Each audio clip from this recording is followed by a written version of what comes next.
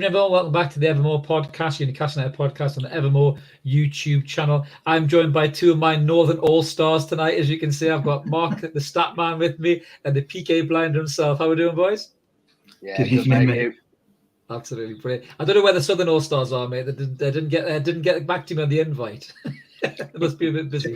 It's too cold for them, softies. I was going to say, yeah, it's too cold up north. It's too cold up north. But yeah, we've got loads to get stuck into tonight. Even though there hasn't been a game, there's been a few things cracking off with Newcastle United. So we've got a few things to cover tonight. Just before we do a little bit of housekeeping, if you haven't already, please click that like and subscribe button.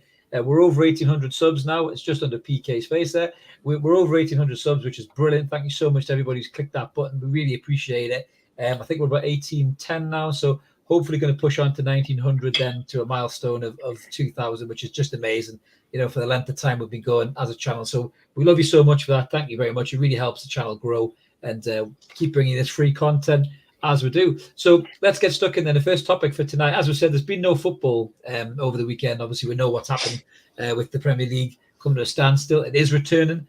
So we're going to pick up on that in a minute and talk about the Bournemouth game, which hopefully still goes ahead. But we just thought we would pause for reflection, much like everybody else is doing, about how we're doing as a team this season so far. So just coming to you, PK, just to rattle through the numbers before you you give us your take on it. So obviously we've played 6 games, we've won 1, drew 4, lost 1, 7 points on the board. I think we've got 7 goals for and 6 against. So what's your take, PK, on how we've done as a side? Are you pleased, mate, or are you meh, or how do you feel?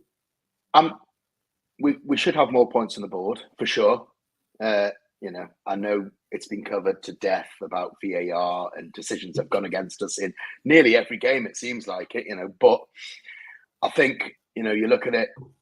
If you look at the opening game was a very comfortable win against Forest. 2-0 could have been 4-0, 5-0 easily. We were, playing very good football, and Forest were a team full of new players. Went to Brighton, and actually, you look at Brighton's results. We got a very, very credible 0-0 draw. We didn't play very well, but still came away with a point. And then City at home, 3-1 up. Could have been a win, could have that penalty, etc., etc. But another very good point. Then we went to Liverpool. Is that right? I believe so. Was it Liverpool? Yeah. I can't remember now. Yeah, went to Liverpool. Unfortunate, to say the least, not to get a point there. And then we were at Wolves. Didn't play very well. Wolves were there for the beating. Probably should have beaten them again, and then definitely should have beaten Palace. Forget about the stupid VAR again, but we should have beaten them anyway. Isaac should have scored. We should have buried them in the first half. So actually, if we got what we should have out of our opening 6 games, we should really be 4th or 5th at the moment. But I think one thing I'm pleased with is, we're not conceding a lot of goals. We've conceded 6 goals so far this season, and 3 of those have been in one game against City. We're not scoring enough goals. Callum Wilson's injury, of course, is a bit of a kick in the nuts, as per usual, but hopefully he'll be back on the bench. Probably cover that off a little bit later for Saturday. But overall, we're playing much better football. We're playing pressing football. We're playing attacking football. So I'm actually pretty happy in terms of the performances. A little bit unlucky. We've got to turn those draws into wins, though. You've got to beat Palace at home, really. And West Ham being off was maybe, from an injury perspective, a bit of a blessing in disguise, because I'm hoping that come Saturday we'll have at least Bruno back, potentially Wilson on the bench, and who knows about ASM, I'm not quite sure. So Bournemouth's got to be, it's a must win, really, when you think about it. Another draw really isn't good enough. We want to be challenging top 7, top 8, which really we should be with the players that we've got. I think that we've got to be beating Bournemouth, and if we beat Bournemouth, then we're doing all right. 1 defeat in 7, okay, 2 wins probably isn't enough, but the way we're playing football and the way we're difficult to beat, I'm pretty happy, and I think we can push on. We've got some good fixtures coming up, haven't we, in the next few weeks? Absolutely, mate. Yeah, we'll get stuck into the Bournemouth game, come the end of the episode. Mark, just your take on this as well. Obviously PK's right that there's probably games that we should have done better and games that we maybe should have closed off and should have won. You can blame VAR till you're blue in the face, but there is parts of the game that the players have got to take some ownership for. But just as a sidebar, mate, how do you feel the new players have settled in. The likes of Botman. Obviously Matty Target was already there, but the likes of Botman and Isak. I know it's early doors. Do you think it's exciting times ahead, mate? How quickly the lads have settled and bought into Eddie Howe's system? It certainly looks that way. I mean, look at how comfortable Botman looks at the back. He's playing like a veteran. He's calm. His passing's good. You can see by those balls. We've touched on this a couple of times now. With those balls, he plays out of defence, straight through into the midfield, straight through the line of the attack of the midfield of the opposition. So he is comfortable, and he'll only get better. And the way, and again, we've touched on this before, but Isak, the way that he's adapted to this pressing game that sort of Eddie Howe's wanted him to adapt. It's not something he did in Spain. He did very little of that sort of pressing work, and he's come in and he's immediately got straight into that, and he looked phenomenal against Liverpool.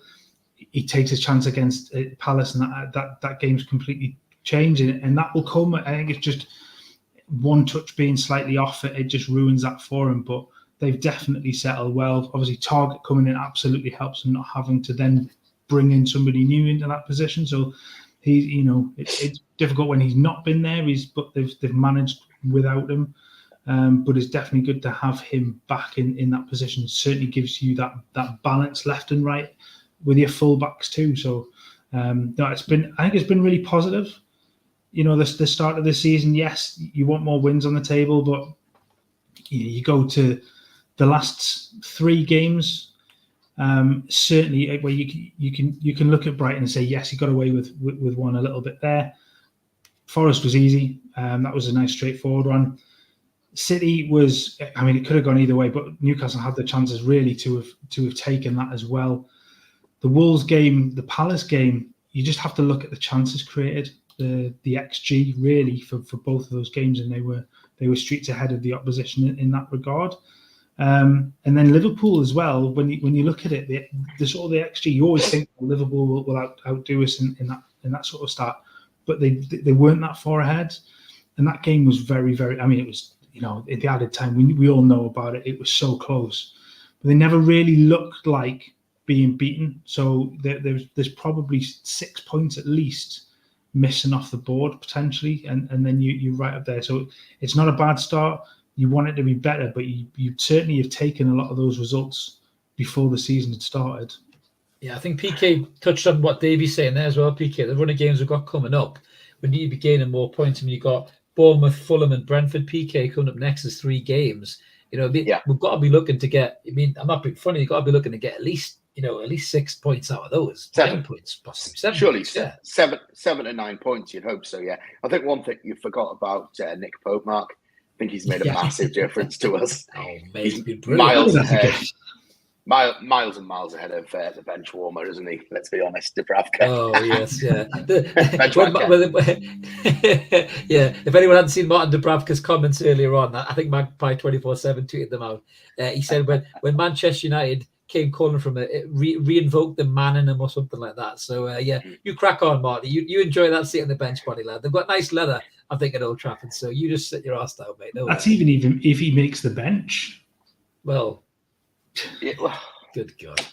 Terrible. Talk about a way to piss on your legacy as a Newcastle player. Even when you're on loan, you might even end up back in Newcastle. That's going to be very awkward for him. I don't think you will, but if Manchester United don't take up the option afterwards, you could end up back at Newcastle before he has to bugger off again. So he may never play a game. May never play a game for United. I don't think you will, unless De Gea gets injured. He'll probably play in the FA Cup or something, 3rd round and those kind of things. He might get a game there. He's not cup tied. Well, we haven't started the FA Cup. So he's not cup tied for us. But yeah, very silly by Dubravka. We've got some comments coming in, as I said, guys. We're live. Come in the comments. Let us know what you think. Roger's in the comments saying realistically 6 or 7 points. Belief, absolutely, Roger. I'm with you and PK. I think these games coming up, we really need to see the attack and prowess of the players. We spoke about it, Mark. In our Joe Willock video that we did as well. Joe Willock has been getting into goal scoring opportunities. And they've been easier finishes, and he's made them look as well. So we don't know whether he's just overworked, overtired, because he's an all-action midfielder now, as rather than a goal-scoring midfielder. But Joe Willock has to start taking these chances. Me and PK are huge fans of young Elliot Anderson. He's breathing down the necks of these players to get in that 11 PK, isn't he? And if Joe Willock doesn't start taking these chances, he might be out the squad, mate, or maybe out the starting line. Yeah, I agree. I mean, I don't think he's had an assist or a goal yet this season, Willock. And at the end of the day, as the forward thinking of the three centre midfielders, you need goals out of him. Anderson will give us assists. He'll give us goals wherever he chooses to play him, whether it's out left, out right, ahead of Bruno and Joe Linton. I think he'll give us goals. He doesn't look overawed. It doesn't look like he's going to shit his pants if he starts a game on Saturday, for example. I do think he'd be brilliant. Willock I really like. He's obviously super fit. He's played every game for us, hasn't he, so far, including the Tranmere Cup game. I think he was the only player that started that Tranmere Cup game, perhaps, out of everybody. So he's obviously super fit, but he looked knackered. He looked knackered at the end of the Liverpool game. He looked knackered at the end of the Palace game. But he needs to take chances. He needs to score. He needs assists, and we need more out of him. Absolutely. Good evening to you, BT, in the comments as well, mate. Yeah, I think, Mark, just going on to, how the guys have done, my take on it as well, just to throw it back to you about these next few games coming up. I'm very similar to PK. I think we've done well. If we think about last season, we did win a game in 14 games. So, of course, it's an improvement without a shadow of a doubt. But, we know how good this manager is. We ended the season as one of the top 3-4 form sides in the Premier League. So we were expecting to start this season well. We invested, as PK rightly says, Nick Pope is probably going to be the sign of the summer, really, certainly for us. The calmness he's brought to that back five, Trippier staying fit, huge, target. Botman slipping in, as you said, Mark, as well. Big blow losing Bruno, Maxi and Wilson as we did, not signing that right winger in January too was also a big blow. But just on these next few games coming up, our back five has been brilliant, no doubt, right? But it's going to be a test as well, as it, because you've got Tony and Mitrovic, in amongst these three games coming up, and they're both on fire. Ex-Newcastle players with a point to prove. I know that the lads did brilliantly against Haaland, kept them relatively quiet as well as you can do. Would you back Botman to, Botman and Shah to deal with these two guys as well, mate, in the games coming? I mean, you've touched on it. They are totally different prospects. I think Haaland is, again, very different to those two too. He very much wants to be at the end of everything into that box. You've seen, I mean, the goals he scored so far this season have pretty much all come from about 1 or 2 yards out. But that's what you want him to do. You want him to be in there and mop up those chances. Mitro's going to be a challenge, isn't he? Because he's such a threat in the air. He's such a I want to not call him a lump, but you know what I mean. He's big. He's like and a throwback, strong. though, isn't he? He's like a throwback to Drogba or something like that. That kind of big, strong striker. But he has the ability to go with it as well. He's not just a plank of wood. Not mentioning anybody in particular. I was going to say that. Not those words. It's not clever for me. He occupies defenders far better than Chris Wood. Yeah, massively. Yeah, absolutely. And he's gonna push, and he's gonna be much more physical on those two, and that will be a test. I think if I was him, I'd be angling probably towards playing off Shah's side, because I think he'd probably have better joy that side than he would against Botman. But Botman's still a little bit green in the league, so maybe he has that chance. But it's going to be a challenge to whoever. And Tony just gives you something different again, because he likes to pull just a little bit deeper. He plays just outside the box a lot. And he's a threat from distance. He's a threat in the box. He's a threat. And he does give them an awful lot of ability in that position. And don't forget, he's got pace around him as well. So he can bring those players too. Yeah, Tony worries me a little bit, PK. I think we talked about this, in previous episodes, mate, as well. When we lack a holding midfielder, a proper defensive midfielder that can sit in front of the back four and deal with, added pressure from attacking opposition.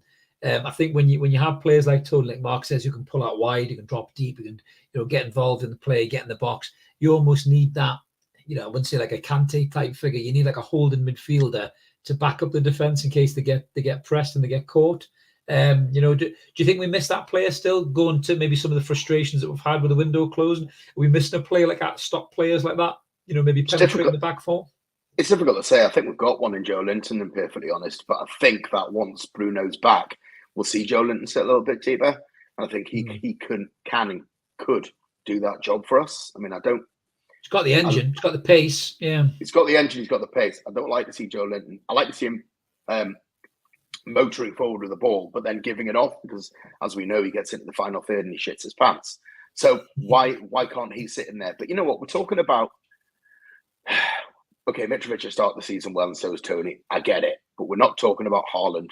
We kept Salah quiet. We're not talking about Gabriel Jesus, who's on fire for Arsenal now. He's playing centre forward.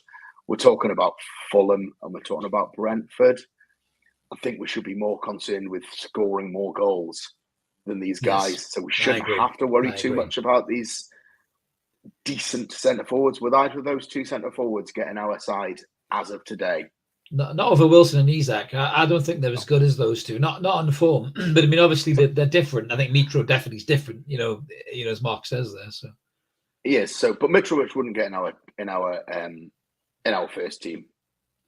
No, he wouldn't. I would have brought him back. Rafa didn't like him. Rafa didn't like his training. I think when he was here under Rafa, he was very ill-disciplined. I think he's maybe he's older now. Yeah, he's matured a little bit. Just that comment from BT there. Yeah, we have seen that comment, BT. I've actually wrote a piece that's up on our Twitter page. If you go to it's at evermore_NUFC, I think it is, Mark, isn't it? If you just follow us on Twitter, Mark will roll the banner in a minute. And I've done a piece on this and gave my opinion on it. Absolutely disgraceful comments, really, as Roger says, the start of the end. I mean, I quite like Jurgen Klopp's response to it as much as we slag him off, PK. It was a good response to it. And, this just, I mean, we'll just cover this for a second, guys. I mean, this just does not work in English football, does it? Him thinking the Pyramid's going to enjoy any of that wealth from an All-Star game, he's on glue. He's on glue, isn't he? Come on. Jesus Christ. It's just a ridiculous one. I know you're going to cover it off a little bit later on here, but fucking hell. Yeah. Premier League North against the South. Jesus Christ. Well, it would only be City, Liverpool, and probably Man United, even with Ronaldo, because he's got commercial revenue potential. But wouldn't he be the Newcastle players? I mean, Jurgen Klopp brought Newcastle in the argument. But what about the Midlands, Mark? Did they just fuck off and disappear somewhere? Did they choose sides? Well, is it like celebrity go dating? Where did they go? South or north? What did they do? Depending on who you talk to, they're either north or they're south, aren't they? So Exactly. where do they fit in? So I don't think it matters. There's no Villa or Wolves players that get in anyway. Maybe Neves. Maybe, yeah. If they want a long ball specialist, possibly, maybe Neves will get in. But yeah, that's a good comment there. I think you mentioned this as well, Mark. There, I mean, Botman did match Haaland. I mean, Haaland still got his goal, didn't he? But I think you're right, mate, to single out Botman. I think as much as we're lacking maybe the attacking quality, we talked about that. We'll talk about that probably, till January comes. We've got a section to talk about that in a minute. But I think Sven Botman just assimilating to the Premier League as easy as he has, mate. It just honestly, it's been so good, Mark, to see, hasn't it? I mean, he's been up against, as PK rightly said, Haaland, Salah, two of the best in the business right now, and he's just not looked like he's even been wavered at all, is he? He's just gone about his business. He's not missed a beat. And to be fair, I think when Haaland looked dangerous or more dangerous in that game, he pulled deep. He pulled into that sort of attacking midfield area to pick the ball up and run with it. And I think that's the area that potentially you look at the likes of Tony will try and target. Yeah, that's where we need that defensive midfielder, in my opinion, to follow them out and stop that play. But yeah, I mean, I'm with you guys. I think it could have been better, but it could have been a lot worse to start the season. And I think, as you say, PK, these next few games coming up are real testers. We need to start winning games. We can't keep drawing games. Yeah. Or we're going to be in for a very, very different season than we hope for. We're going to be in for a very average season. If we don't put these teams away, we'll be in for a very average mid-table season. We want more than that. The owners want more than that. And, will Eddie Howe be under a little bit of pressure? If they don't start winning games, I'm not saying they're going to kick them out the door. They're not. Yeah. But, if we finish 11th, 12th, 13th this season, it's not really progress. Well, mediocre seasons is a perfect segue, PK, into the next section, which is the ghosts of the past. Seamless, mate, seamless. So, much like every other club, the minute you start to have a bit of, success and a little bit of media coverage, all these old knackers from the past come out. And there is no bigger knacker than the manifestation of the bully bull from Bullseye himself, Sam Allardyce, who has come out recently and talk about Newcastle United with this quote. And I'm going to quote to Mark in a second because I know Mark, just the fact that he was England manager made Mark have nightmares for about 5 weeks. So Sam Allardyce came out and said, I suppose looking back on my career, being in the wrong place at the wrong time, that was particularly Newcastle. I think people forgot about the Bolton record because it was considerable amount of time ago. When I took the Newcastle job, that was going to be the big one. That was going to escalate my career beyond what I'd achieved at Bolton, which was pretty major. Unfortunately, a takeover meant that I lost my job and couldn't build Newcastle into what Freddie Shepherd wanted them to be. Now, I'm not sure, Mark, a takeover cost Sam Allardyce a job. I'm sure a 33% win ratio cost Sam Allardyce his job. Would you agree, mate? Yeah, I think, what was it, 7 of 20... Was it 8 of 24, 7 of 24 games that he won in that season? I think when you look at some of the results in that season as well, losing to Reading, losing 4 to Portsmouth, it wasn't great viewing. And if I'm trying to put my old man head back on just to go, I can't remember that far back, but it wasn't particularly fun watching either. No, and he was the. Yeah, I think he is trying to rewrite history, isn't he? Let's put it that way. Yeah. What was your memories of that time, PK? It was dreadful. Yeah, it was fucking dreadful football. We were 4-0 down in 9 minutes at home to Portsmouth and lost the game 4-1, I think, in the end. It was fucking. Peter Ramage may have gone off with a dodgy hamstring that game. Mm. I may be wrong. I don't fucking know. That was a long time ago. What was that? 2008? Yeah, 2009. Yeah. 2007, dark days of the past. 2007. Jesus Christ, I don't know. I do remember. Sorry, Mark. I do remember that Allardyce. I think when Allardyce got the bullet, we were 11th, something like that.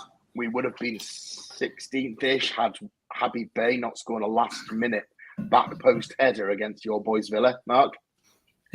That sounds about right. So it's sort of, sacked at 11th, blah, blah, blah. Yeah, he was awful. The football was awful. He spent more time with a headset in with his 400 backroom staff than he did just coaching. And I was quite excited for Allardyce coming at the time. I think, was it Glenn Roeder before him, maybe?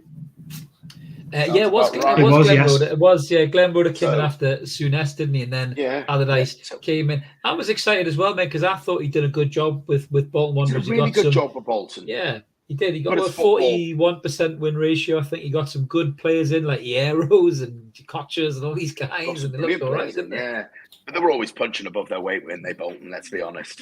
But just to jump in, PK, it was the Blues. It wasn't Villa that he scored against. Sorry, sorry, mate. It was Birmingham. I thought that its football was turgid. It was awful. It was a little bit like watching Bruce Ball, wasn't it? In terms of, it was. I don't know who that's harsh on. Well, I know. You know what? In fairness, both dinosaurs. If he got a full season, he probably would have finished mid-table. But is that just the height of our ambitions? Ashley, dare I say it, Ashley had to get rid of him. You want your new manager in, just ask Thomas Tuchel. Well, Roger's got a point there. If he stayed, we probably would have stayed up, but it would have been the most miserable football. I think, as you said before, Roger, as well, hellish football. But it's quite funny that Sam Allardyce, I remember when Newcastle were in the shit and Mike Ashley was just wiping his arse on everything that was Newcastle United. Allardyce took great pleasure in laughing at us when he was a Palace manager, when he was Everton manager, saying how he called his Villa Casa St James's because he used his payoff money to buy a Villa. But now all of a sudden, Newcastle United is a name on people's lips, ambitious, looking to move up the table, young, ambitious manager, bringing in big players. Sam Allardyce is now playing the bleating heart that he wasn't given a fair crack at the whip. I'm pretty sure, Mark, he was on TalkSport not that long back either, saying how Ashley wanted to bring him in or something, didn't he? And he said no. Was it when before Carver took the job or something like that? I think it was, or something like that. I'm sure he was saying it. There was talk about it, wasn't there? But it just, I think he tries to rewrite as much as he got. He's got to sort of mend his reputation, hasn't he? After they even go back that far to the England thing, and he's not had the saviour success that he once prided himself on since. Yes. So he'll come out and say anything, won't he? And he will drag it up, and it's Newcastle, so it's money in the news, isn't it? So he can say what he wants, and people will listen to him. He'll be after the Bournemouth job. He'll be after the Bournemouth job, I bet. That's why he's getting himself out there and making God himself help him. relevant again, probably. Who I did don't he- think Bournemouth will go down that route, I don't think. Who did he finally take down? Was West it Brom. West Brom? It was West Brom. West Brom. Yeah. West Brom. It didn't work out. Didn't he stay in the Championship for a bit until they binned him? And then they got... Nah, he went in the summer, didn't he? Oh, did he? He go in the summer? Yeah, I mean, he's Pretty he's just, sure, yeah. He's just that gobby wanker in the pub, isn't he? That just says, I can do that. Everyone says, oh, shut up, Sam. You know, just as Davey says there, the bribery man. I mean, this is a guy who was the England manager of all things. And, you know, I think me and Mark said at the time, it was like Mike Bassett comes to life. How was he the England manager? And then, he pissed that away, his biggest opportunity in his whole career ever to be the England manager. And he pissed that away as well, just by being a complete crooked bastard. So BT saying Allardyce has gone to the meeting with Chairman Chris Moore, expecting to be told Newcastle signed a new player, only to learn he was being replaced by Kevin Keegan. That's absolutely fantastic. I remember actually when that happened, Mark. Remember we went to the cup game, didn't we, against Stoke in the replay, wasn't it? Because we drew 1-1, and then the replay was just James's, I think. And the news came that Keegan was coming back, and then nobody was going to the game with him. And then all of a sudden, the ticket office was just had queues just down the road, didn't there? It was just mental, wasn't it? We beat Stoke 4-0. He did. Did Emery get sent off? He did, I think, yeah. Michael Owen scored. I remember, I think Michael Owen scored in that game, I think. Sorry for swearing.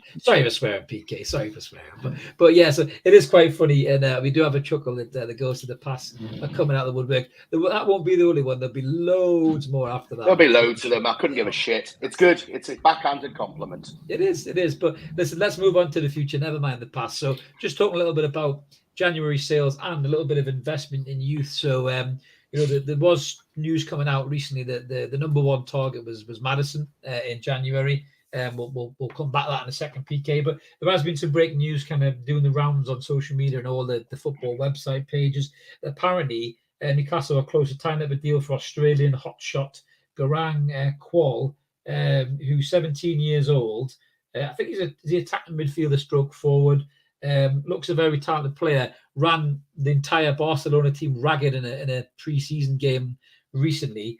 And there's also links to, there's Andre Dos Santos, I think it is, from the Brazilian team. So it looks like we're investing in youth as well, PK. I mean, this has got to be exciting, mate, hasn't it? Because the youth team's been a little bit hit-y-missy, isn't it? We haven't produced a lot of real quality that's genuinely got a chance to come in the first team, have we, really, over the last few years?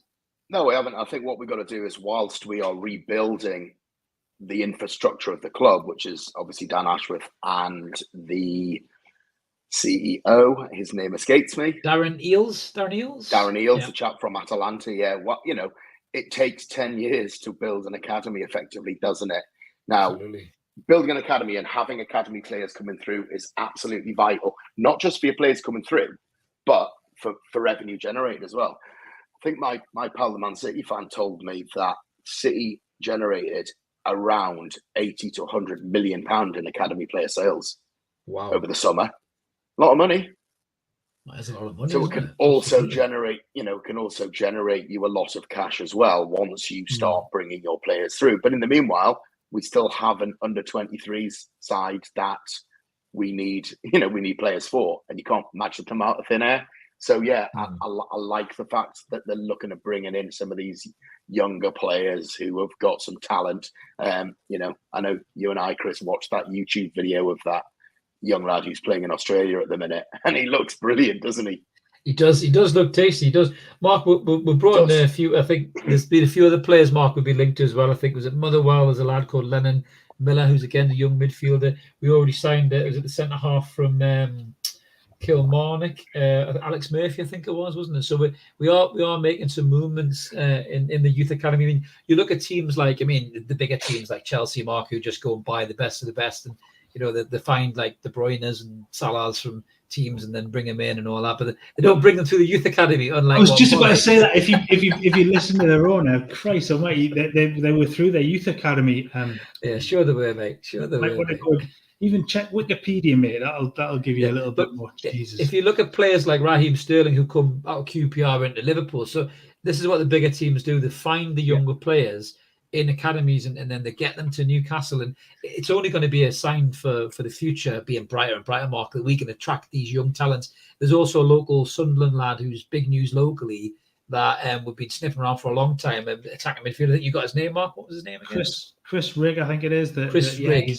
He looks a proper prospect. He looks a real player. Yeah. And I think this has always been Newcastle's problem, hasn't it? Is just that in the local area, you have that group of players that have always headed south of the river, because that's where the better academy was. Absolutely. So that has to change. We touched on this earlier on after the tale, that it has to be that you build the academy into something where every good young player in the area wants to be there. So you have your pick of everybody. You don't lose out to your local, your local rivals, I guess. That's a great comment by BT as well, PK, isn't it? That for so long Newcastle United signed players that had just no kind of ceiling ahead of them, no potential sell-on value. We're getting 28-year-olds that we couldn't shift, because the next step down was to go a league below, wasn't it? Or 2 leagues below even. Yeah, it was. But I think, actually, if you look around the leagues, there are not that many local lads who've come through academies. Phil Foden is an exception. Mason Mount, I presume, came through the academy at Chelsea. So was it Reece James and Chalobah? There's a couple other ones there as well. And Loftus-Cheek. You've got Harvey Elliott at Liverpool. Sadly, you've got Bobby Clark, who left about 2 or 3 weeks before the takeover. I wish that hadn't happened, mate, because he's a real player, isn't he, Bobby Clark? By all accounts. He certainly looks like it, yeah. So you won't get that many coming through, but if you can get an Elliot Anderson, or you can get 1 or 2 that are going to get some good game time, through the academy, or through bringing them through the academy, it's going to save you fortunes. Elliot Anderson will probably save us 30 or 40 million quid. That's how good you and Chris think he could be. Yeah. But again, you use the academy, you bring those players in, you give them some game time, and you sell them on. You are generating money, you're generating revenue and income as well. Yeah. So it's not just about bringing them all through. Yeah, I mean, I think, Mark, just to kind of finish on the youth bit before we talk about, the potential January signings, you're not always going to get something like what Manchester United had with the class of 92. I mean, that was a freak occurrence where you had, 7 or 8 of them that were just ready-made to go into a first team. And that Ferguson got such pelters at the time, didn't he, when he did it? But he knew what he had coming through, didn't he, mate? Yeah, absolutely. I don't think you're right. We'll probably never see the likes of that again. But you've got to prepare yourself to bring in the one that does make it. The 1 or 2 that you might find play the odds. But you've also got to have in that structure in there that you can go further afield and you can find them abroad, like other clubs have done. Bring them in when they're young, play them in the youth team, in the under 21s, whatever. You've got to have that facility there to bring them in, so that you can then, like City have done, sell a lot of them on. A lot of the ones that they've sold on aren't homegrown. They've been brought in from elsewhere and overseas. Yeah. You bring them in for next to nothing, and you sell them on for 20 million. The prime example of that was somebody like Douglas Luiz. Bring him in, sell him on for 20 odd million. Put clauses in there to buy back if they ever go on. Like Barcelona are brilliant at doing things like that. Sell them on, but have that buy back clause in there. So if they do suddenly become brilliant, you've got an out to get them back at a reasonable price and not have to pay over the odds. But if they don't make it, you've made an awful lot of money on them. Absolutely. I think smarter business management that's now at the club, as well as coupled with football knowledge, it surely will have that happening, BT saying that he did read that Newcastle are going to give Elliot Anderson a new contract as his current contract expires in 2 years' time. Just your comment on that, PK. We're a huge fan of the lad. We don't hide it. I think he's shown enough. Yeah, we might mention it once or twice, but I think he's shown enough in glimpses to probably say you should time down on a new deal. I mean, football deals we know aren't worth the paper they're printed on, really, because people can get bought out and everything else. But once Anderson gets that chance and gets in, I think he'll be hard pushed to get shoved out again, mate. Yeah, I totally agree. As long as he can stay fit, because we know how good he can be. Yeah, if he's only got 2 years left in his contract, he's going to be worth X amount at the moment. You stick him on a 6-year deal and he starts getting game time, he starts becoming incredibly valuable, doesn't he? Absolutely, 100%. You know, so it's exciting times ahead. But just a bit before we move on, then. So January, the fact that we've already got players being linked in January is great for me. I do think that the club are frustrated, Mark. I think with some of the business that couldn't get done. We talked about it. Eddie Howe even voiced it, didn't he? I think there was a couple of deals he thought was wrapped up that weren't wrapped up, or the other teams changed the goalpost. James Maddison apparently, Mark, is the number one target. I think that deal was ready to rock in the summer. And I think that Leicester, whatever they did, they dug their heels in. They lost for Farner. They couldn't lose Maddison as well. It sounds very much like Maddison wants to come to Newcastle, and it sounds like we want him to come. Now, two questions here, and I'll get BK's taking this as well. Obviously, Maddison coming in, will he improve us? And secondly, do you think Maddison being the top target could spell the end for Alan St-Maximin? Yes and no. Simple. Yes and no. Yeah, I don't think it'll spell the end for St-Maximin. I think he comes in and he's able to move around. I think it's more likely to spell the end for Miggy being first choice, definitely. Yeah, because you can move those two either side, and they're very comfortable playing right or left in that. And regard. effective, so equally effective either side. Absolutely, yeah. Exactly. Yeah. What about you, PK? Are you happy with Maddison if he was to come in? And also the Maximin question. I think he's a very, very good footballer. No way it spells the end for St-Maximin. Football's a squad game.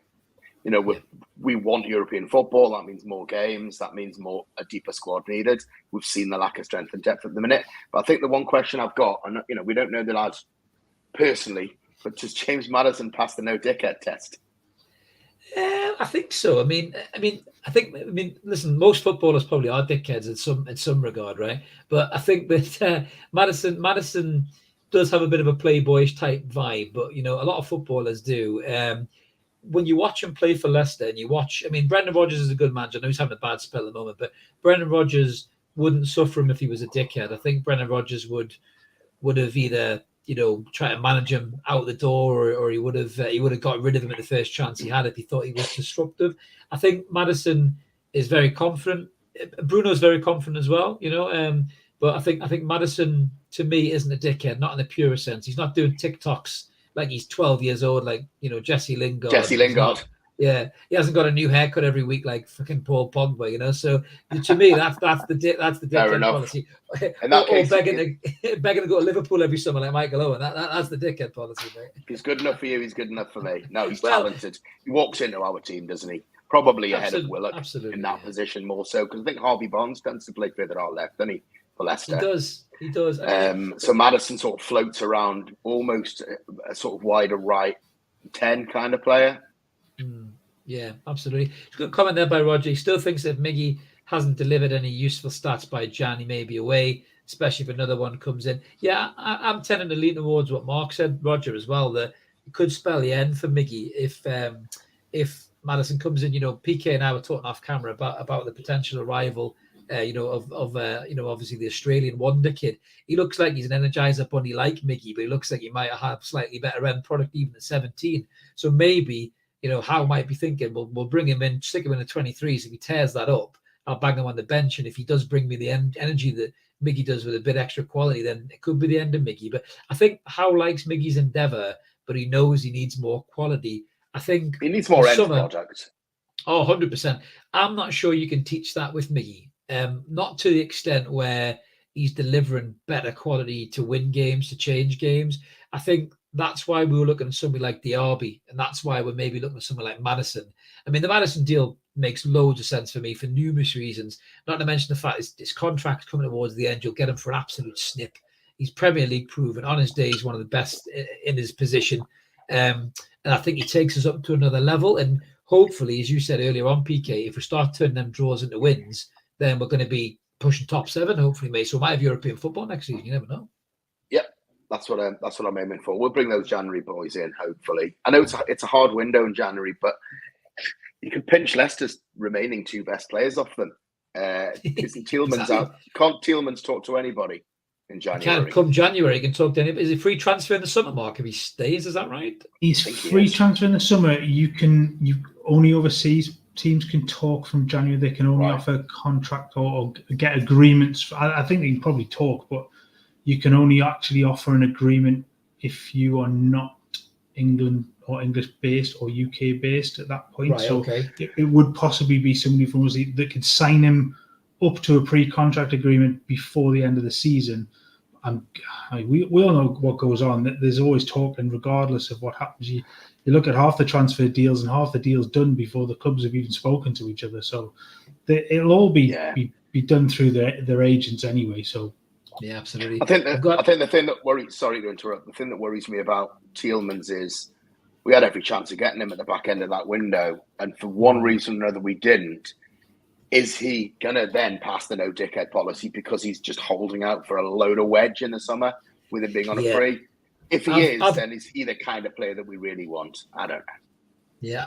I've got a mate who's a Leicester fan, and he said that Tielemans noticeably down tools is what the Leicester fans were saying, and that's not good. That doesn't scream good character. I think Maddison hasn't done that. I think he still put it in. He still tried to do what he needs to do for Leicester. And I think Maddison scored twice this season, I think. Yeah, that puts him in a better light for me for the no dickhead policy. PK, absolutely, mate. But it just goes to show you that we are looking to improve, and it all depend again on injuries. It'll all depend on form. If hopefully Callum Wilson isn't knackered, like he was or has been this season. I really hope with Isak coming in, we manage Wilson's time a bit better. That's maybe a debate for when we get to the fixtures in a second. If and when Wilson and Isak are both fit, what do you do? But for me, I think you've got to manage Wilson's body correctly if you want to last the whole season. Or if you play him too much, you risk losing him. But moving on swiftly to the next section, then, guys. So there was a bit of news that came out, and me and Mark touched upon this on Monday. We have got a couple of the squad that is NUFC board members. They're not on tonight, sadly, but we may talk about this a little bit later on. But obviously, everybody knows that there was an 1892 pledge scheme that was run by the Newcastle United Supporters Trust prior to the takeover happening, where we were going to be able to buy back a portion of our club. Many people donated one-offs, like me and PK did. Many people did direct debits. But the money that was stored away, when the takeover happened, there was talk about it potentially going to charities. Now, the trust have decided on charities that the money is going to go to. It's obviously going to be split between the charities. You've got Sir Bobby Robson Foundation, the Alan Shearer Foundation, the Newcastle United Food Bank, and the Newcastle United Foundation. So just coming to you first, PK. I can't see many people booting off about this on social media. They surely can't. I mean, they're very worthwhile causes, and they've been decimated by the pandemic as well. So this money will go a long way for them. I think it's brilliant. I haven't seen one bit of negativity on social media, to be perfectly honest. Got the email through, last night before. Can't remember. I went on and I voted for. I was happy with what I saw and what I read, and in terms of the split that they're doing. These charities need the money. You said it yourself. It's not just in COVID times. There's a issue with people paying their fucking gas and electric at the minute. So people are naturally giving less to charity because they need to save more money.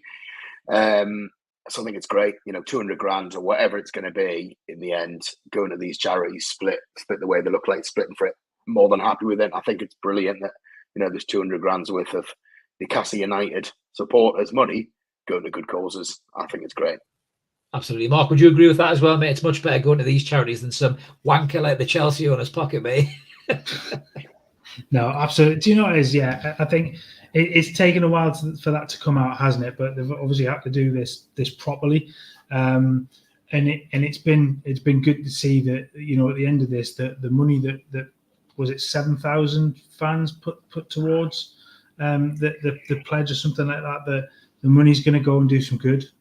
They're very, very worthwhile. If it goes and sort of completes projects or whatever it is for the charities, it goes to the food bank. They're able to help, especially at the moment. You touched on it before, with the way things are going at the moment.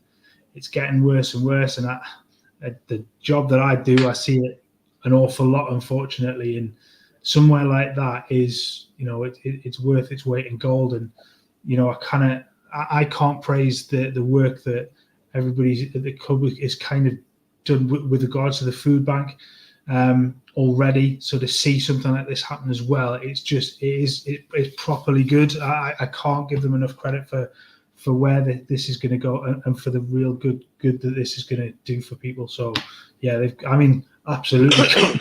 There's no issue there. Yeah, I think you'd have to be a pretty serious shithouse to have a problem with the money going to those charities, mate, to be honest with you. But yeah, absolutely brilliant. We'll maybe get the lads on from the trust, as part of the EM squad just to talk about it, and then just give us some indication as to how that's gone down. And we might even be able to get somebody from the charity possibly to pop on as well and let us know how much that's going to help them, which would be brilliant. So just to wrap up then with the last topic, obviously we mentioned at the start, the football is back this weekend for now, as Mark always says, because you never know what's going to happen with the policing numbers. But just coming to you, PK, obviously Bournemouth coming up to St James's Park. You'll be there, mate, in Leeds End as always. Big game for Eddie Howe, massive game, and also for our ex-Bournemouth contingent. How do you see it going, mate? Are you confident? Do you think we've got enough to do them? Yeah, they haven't got a manager yet now. Well, Gary Neal's done all right, to be fair, hasn't he? He's been pretty steady away, I think. Has he? Fucking ex-Middlesbrough, isn't he? But ex-Portsmouth and Middlesbrough. I think that, come on, let's be honest here. If we don't turn Bournemouth over comfortably at home on Saturday, there's something wrong with our football club. They're the kind of teams that they'll get relegated this season. Are they still below Villa? Or has that changed now? Sorry, above Villa. They lost 9-0 to Liverpool. They lost 9-0 at Liverpool and were still above Villa in the league at that time, which sort of made me chuckle a little bit. Sorry, Mark. he's not having that, is he? Look at him. Look at that face. Stay quiet. No. But no, we're not here to talk about Villa, mate. We're here to talk about us, aren't we? So, we are. So, yeah, just staying the piss. I think we'll turn them over. I think we'll have Bruno back for sure. I'm hoping that we might see something of St. Maximum and maybe Wilson on the bench. So, but Bruno's a massive one. I mean, you see the runs that Isaac was making. If Bruno can find him, that'll just tear Bournemouth's defence apart, won't it? I am going for it. Isaac 2 goals, Bruno 1 goal, 3-0 victory. Very nice, confident, very confident. What about you, Mark? I am confident. Are you as confident as PK, Mark? Do you think we'll do them? Yeah, look, they've conceded 18 goals. I know 9 of those were against Liverpool, but they've conceded 4 against City, 3 against Arsenal. You kind of have to say they've had a bit of a rough start of the season, but they then looked shocking to start with against Forest. So it's you back Newcastle to score a hatful. And I think it potentially be, and we've probably mentioned this before, somebody's due a hiding because the XG in certain games has been high enough that those goals will go in at some point. So you could conceivably see 4 or 5 at the weekend and without breaking sweat, because Bournemouth have just been awful at times. They've had a couple of good results, have looked pretty poor. But defensively, they look, if you score a couple of goals, they'll crack easily, and then you can just wipe the floor with them. So I could possibly see it being 4-0 at the weekend. Oh wow, bloody hell. Well, Ash is saying there, he's got a good point that these are the type of games we usually lose well under the bacon gobbler anyway. I like that one. We were like a charity giving points away to the needy, 100%. We've got Roger saying Isaac to score at least, or Isaac, sorry, to score at least 1. And Stu saying Bruce out, absolutely. Hopefully, we'll be somewhere soon. But yeah, I'm going with you guys as well. I think, as you rightly say, Mark, somebody's due a doing here, and I think we played well against Palace. I mean, we didn't put the chances away. We played really well, and I think we should have done a lot better than we did. In terms of those chances, obviously the VAR thing is the VAR thing, but I think Isaac would have learned from that opportunity against Palace, and I think he'll be clinical. I think he'll be hungry for goals against Bournemouth, and Bournemouth the type of team that will give him space as well. And as PK rightly says, if you've got a bench with Wilson and Maxi on there to come on and just run at tired legs as well, Wilson will want a goal against his old team, no doubt about that. Eddie Howe will want the win. Yeah, I'm with you lads as well. I'm going to go for, do you know what, bollocks, I'm going to stick my neck out. I'm going to go 4-0. I think we'll do them 4-0, and I think we'll really take them to the sword. I think. Yeah, I just don't think they've got enough to deal with. You come out with that as if it was something brand new. I've literally just said it would be 4-0. Thanks very much, man. No, because I'm normally a bit more reserved. I normally at least give somebody a chance to score a goal, possibly. But I think you can. You know, fuck it. I'll say 5-0 then. 5-0, Mark. 5-0. There we go. 5-0. I'll go one above you. So we'll do them 5-0. But I think as you say, Mark, that they've done all right in spells, but they've got so many gaps, haven't they, on that side? They're weak in the midfield. They're open at the back, and that's where we're our strongest. And as you say, PK, Bruno coming back is massive. For that game. That's why I think that's why we didn't win the game against Palace in the end. We sort of ran out of ideas, didn't we? Ash is going 6. Who's got 7? Maybe a 7, maybe 7. It's like a bloody auction here, isn't it? We've got 2 coin phrases. It's going to be fucking 0-0, isn't it? Yeah, I will be. A hiding is on the cards. I totally agree. Yeah, and he's also raced him for 7 as well. This is brilliant. What's that? We'll go 3. Isaac Brace. Very good. See, Roger's being a bit more reserved there in his take. I was tempted to go 3-0. Yeah, I was going to say I was tempted to go 3-0, but I do think. Just touching on this. If Wilson is fit, we kind of just touching this before there. But if Wilson is fit off the bench, do we see Wilson and Isaac up front again, or do you think one's off for the other? And do you think Eddie Howe will start to do that as opposed to this whole let's stick Isaac on the right wing? Either one, you can say that. I don't think he's going to change from his 4-3-3. I think he knows deep down that Wilson will only get 17, 18, 19 games this season. So it's probably not going to be too much of a dilemma for him. Yeah. But I think when Wilson is back and fully fit for the 3 games until he's out again, I think he will push Isaac further out right. He likes his inverted wingers. We've noticed that. He won't place it maximum on the right and Miggy on the left. So just think that Isaac's fairly left-footed. Is that right? Is he right-footed? He's right-footed. He's right-footed. Is he right-footed? Okay. I think he's I don't know. That would go. I'm questioning myself. I'm questioning myself now. I don't know. I threw my phone over there because I could hear some interference before, so my phone's gone over there somewhere. Yes, so I did hear that.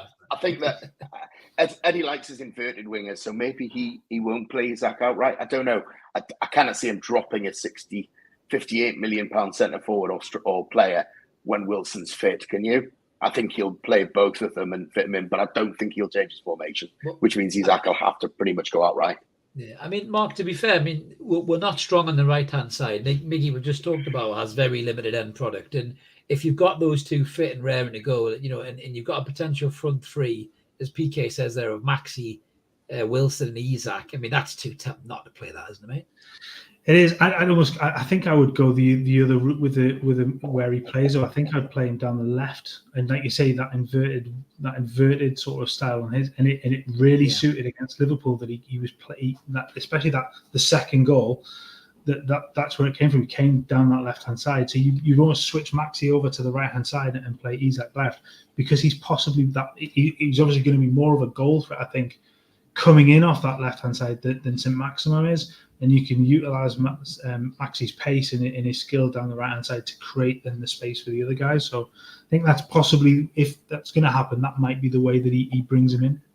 It's nice to talk about options. Oh, there you go. It's almost like the twins, PK. No, that's me and him. You didn't get the memo about no white T-shirt. Did Arnold Schwarzenegger over there wearing the bloody same T-shirt? But that's a great way to end up then, lads. So that's us wrapped up for this week. Thank you so much to everybody in the comments. We always appreciate it. It really helps the channel grow, and it helps the episodes flow. As I mentioned at the start, if you like what we do, please consider clicking the like and subscribe button just below PK's chin there. Really help us grow as well. Yeah, one chin. Gets us, try and get us to 1900. That's the next milestone for us, and then on to 2000. We really enjoyed doing this. It's all free content. We're not charging anybody for it. We don't intend to charge anybody for it, especially in difficult times, as PK touched on before. We're just a group of guys that like talking about the club with another group of people who like talking about the club. So if you like that, click the button, hit the bell, and you won't miss any of the videos that we do. We'll be back. We're not doing a what's going on Monday, Mark, out respect, obviously, for what the day is. Would take a real shit house to do a live video during those kind of things. I will no comment, as PK's making there. So we're not doing any of that. We'll be back next Wednesday with another Evermore podcast, and there might be some pop-up videos over the weekend regarding the game. So keep it Evermore, guys. Let's keep supporting that team. We'll call United. Thanks for tuning in, and we'll catch you later. Take care, guys. Cheers.